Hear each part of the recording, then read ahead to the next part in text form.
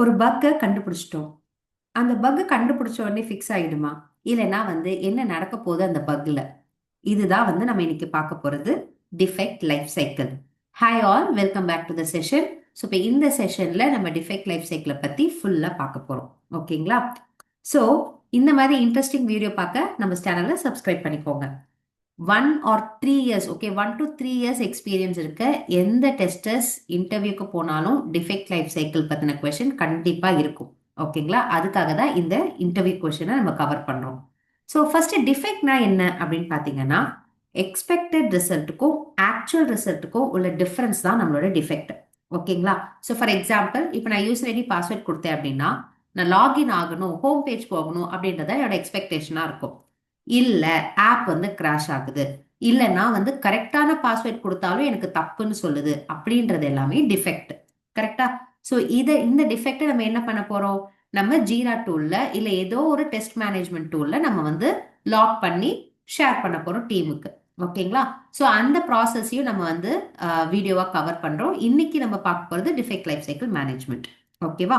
So இப்போ இந்த defect life சைக்கிள்ல ஒரு டிஃபெக்ட் கண்டுபிடிச்ச உடனே, ஒரு பக் கண்டுபிடிச்ச உடனே உடனே அதை க்ளோஸ் பண்ற மாட்டாங்க. ஓகேவா? உடனே அதை எடுத்து ஒர்க் பண்ணி ஃபிக்ஸ் பண்ணி க்ளோஸ் பண்றதெல்லாம் கிடையாது.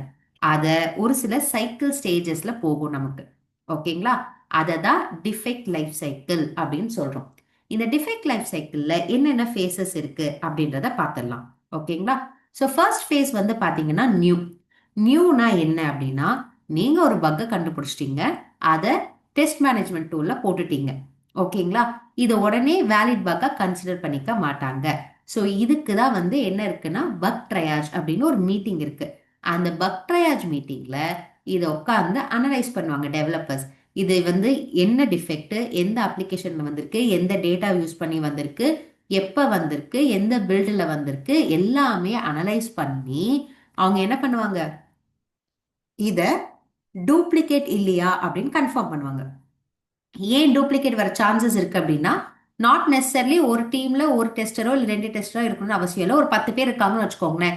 நீங்க போடுற அதே டிஃபெக்ட 10வது ஆள் கூட போட்டிருக்கலாம். உங்க கூட டீமா டிஸ்கஸ் பண்ணாம நீங்க போட்டிருப்பீங்க. அப்ப 2 பேருமே ஒரே மாதிரி டிஃபெக்ட் கண்டுபிடிச்சிட்டாங்க அப்படின்னா, ஏற்கனவே போட்டவங்க, ஃபர்ஸ்ட் போட்டவங்க வச்சுட்டு செகண்ட் போட்டவங்க இது ஃபர்ஸ்ட் டூப்ளிகேட் அப்படின்னு சொல்லி க்ளோஸ் பண்ணுவாங்க. ஃபர்ஸ்ட். நெக்ஸ்ட் ஒன் ஒரு டிஃபெக்ட் வருது. அந்த டிஃபெக்ட் ஒர்க் எதுல எதுல வருது அப்படின்னு பாத்தீங்கன்னா, ப்ரௌசர்ல வருது. ஆனா கேட்சை கிளியர் பண்ணதுக்கு அப்புறம் போயிடுது. இல்லைன்னா ஒரு ஸ்பெசிபிக் டேட்டானால நமக்கு இந்த எரர் வருது. அந்த டேட்டா தான் கரெக்ட் ஆயிடுச்சு, அந்த டேட்டா வச்சு நான் பண்ணதால எனக்கு அந்த அப்ளிகேஷன்ல இந்த இஷ்யூ வருது அப்படின்னா அதை ரிஜெக்ட் பண்ணிடுவாங்க. ஓகேங்களா? மூணாவது இன்வேலிட். இன்வேலிட்னா என்ன? நான் ரெக்குவயர்மெண்ட் ஆசெட் டெஸ்டா நான் தப்பா புரிஞ்சுக்கிட்டேன். அவங்க வேற ஏதோ சொல்லியிருக்காங்க எக்ஸ்பெக்டட், நான் வேற மாதிரி புரிஞ்சுக்கிட்டதால டிஃபெக்ட் போட்டிருக்கேன், அதனால இன்வேலிட் அப்படின்னு சொல்லலாம். டிஃபர்ட்னா என்ன அப்படின்னா, அது வேலிட் தான் நீங்க கண்டுபிடிச்சது, ஆனா அதை இப்ப ஃபிக்ஸ் பண்ற அளவுக்கு நம்ம கிட்ட டைம் இல்லை. அது ஃபிக்ஸ் பண்ண வேண்டிய ரொம்ப பெரிய இது ஃபிக்ஸ் பண்ணாம போயிடுச்சுன்னா அப்ளிகேஷன் டவுன் ஆயிடும், கிராஷ் ஆயிடும் அப்படின்ற எந்த ஒரு மேஜர் இம்பாக்டும் இல்லை அப்படின்னா அதை டிஃபர்டுன்னு போட்டுருவாங்க. ஸோ டிஃபர்டு என்ன ஆகும் அப்படின்னா, மேபி அடுத்த ஸ்ப்ரிண்ட்லயோ இல்லை 2 ஸ்ப்ரிண்ட்டுக்கு அப்புறமோ இதை எடுத்து அவங்க ஃபிக்ஸ் பண்றதுக்கு சான்சஸ் இருக்கு, இல்லை அப்படியே விடுறதுக்கும் சான்சஸ் இருக்கு. ஸோ ஒரு பக் நீங்க போட்டீங்கன்னா இந்த 4 ஸ்டேஜை தாண்டி தான் நமக்கு எதுக்கு வரணும்? அசைன் அப்படின்ற ஒரு ஸ்டேஜுக்கு வரும். ஓகேவா? நியூ அசைன்ட் ஆகிறதுக்கு முன்னாடி இதுக்குள்ள எதுலையும் போகக்கூடாதுங்கிறது தான் எல்லா டெஸ்டர்ஸோட வேண்டுதலும். ஓகேங்களா? ஏன்னா டூப்ளிகேட்னாலுமே நம்ம ஒரு எஃபர்ட் போட்டது வேஸ்டா போயிடும். ரிஜெக்டட் இன்வேலிட்னா ஓகே, நம்ம மேல அது தப்பாயிடும். டிஃபர்டுங்கிறது அவ்வளோ சின்ன டிஃபெக்டை நம்ம கண்டுபிடிச்சிருக்கோம் அப்படின்ற மாதிரி ஆயிடும். ஸோ சின்னதோ பெருசோ டிஃபெக்டை போட்டணும், அது வேற விஷயம். டிஃபர்டு பண்றது அவங்களோடது. ஓகேவா? டெவலப்பரோ கிளையண்டோ சேர்த்து பேசி டிஃபர்டுனா okay, we have to accept. ஓகேவா? ஸோ இதுல டெவலப்பரை விட கிளையண்டோட இதுதான் இன்வால்மெண்ட் தான் ஜாஸ்தியா இருக்கும். எனக்கு இப்போ இது வேண்டாம், இது அதுக்கப்புறம் கூட பார்த்துக்கலாம், எது இம்பார்ட்டன்ட்டோ அதுல கான்சென்ட்ரேட் பண்ணுங்க அப்படின்னு சொல்லும்போது தான் நமக்கு டிஃபர்ட் வருது.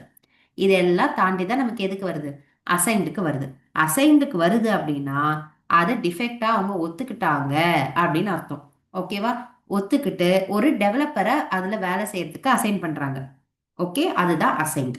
இதுக்கப்புறம் நமக்கு என்ன ஸ்டேட்டஸ் இருக்கு அப்படின்னு பாத்தீங்கன்னா, நமக்கு இன் ப்ராக்ரஸ் அப்படின்ற ஸ்டேட்டஸ் இருக்கு. ஸோ இன் ப்ராக்ரஸ் எப்போ வரும் அப்படின்னா, ஸோ அசைன்டுக்கு அப்புறம் நமக்கு ஓப்பன் பண்ணி அதை ஒர்க் பண்ண ஆரம்பிச்சிருவாங்க. அந்த ஒர்க் பண்ண ஆரம்பிக்கிறது தான் நமக்கு வந்து இன் ப்ராக்ரஸ் அப்படின்னு வரும். ஓகேவா?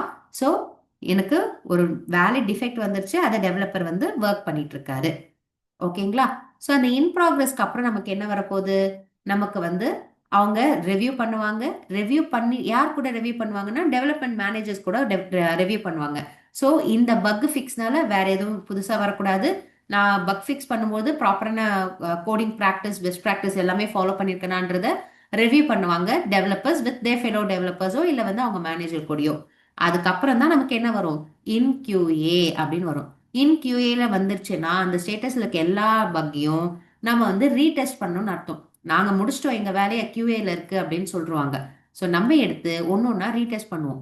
ஸோ ரீடெஸ்ட் பண்ணும்பொழுது நம்ம நியூ கிரியேட் பண்ணும்போது என்னென்ன ஸ்டெப்லாம் வந்து நம்ம ஃபாலோ பண்ணி இதுதான் என்னோட எக்ஸ்பெக்டட், இதுதான் ஆக்சுவலா வருதுன்னு சொன்னோமோ அந்த ஸ்டெப்ஸை திருப்பி அதே ஃபார்மேட்ல நம்ம ஃபாலோ பண்ணி இஷ்யூ வருதா இல்லையா அப்படிங்கிறத நம்ம செக் பண்ண போறோம்.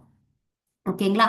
ஸோ ஓகே, இது எல்லாமே முடிஞ்சிடுச்சு, இஷ்யூ வந்து ஃபிக்ஸ் ஆயிடுச்சுன்னா க்ளோஸ்ட். ஓகே. சில டைம் என்ன ஆகும் அப்படின்னா அந்த இஷ்யூ வந்து ஃபிக்ஸ் ஆகாம இருக்கிறதுக்கும் சான்சஸ் இருக்கு. ஓகே. அப்ப இன்கியூஏல இருந்து டைரக்டா அது ரீஓப்பனுக்கு போயிடும். ஸோ ரீஓப்பனுக்கு போய் திருப்பி அது ஃபர்ஸ்ட்ல இருந்து அசைன் போய் அசைன் வந்து ஏன்னா அது வேலிட் தான், வேலிட்ன்றதாக அசைன் போய் நமக்கு வந்து கியூஏக்கு வந்தது.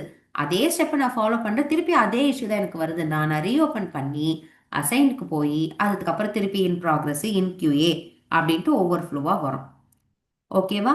ஸோ இதில் முக்கியமானது நம்ம என்ன இது பண்ணணும் அப்படின்னா நம்ம ரிஜெக்டோ டிஃபர்டோ வந்து வாங்காத அளவுக்கு நம்மளோட டிஃபெக்டை நம்ம ரொம்ப நல்லா ப்ராப்பராக வந்து போட்டுட்டோம் அப்படின்னா ரொம்பவே யூஸ்ஃபுல்லாக இருக்கும்.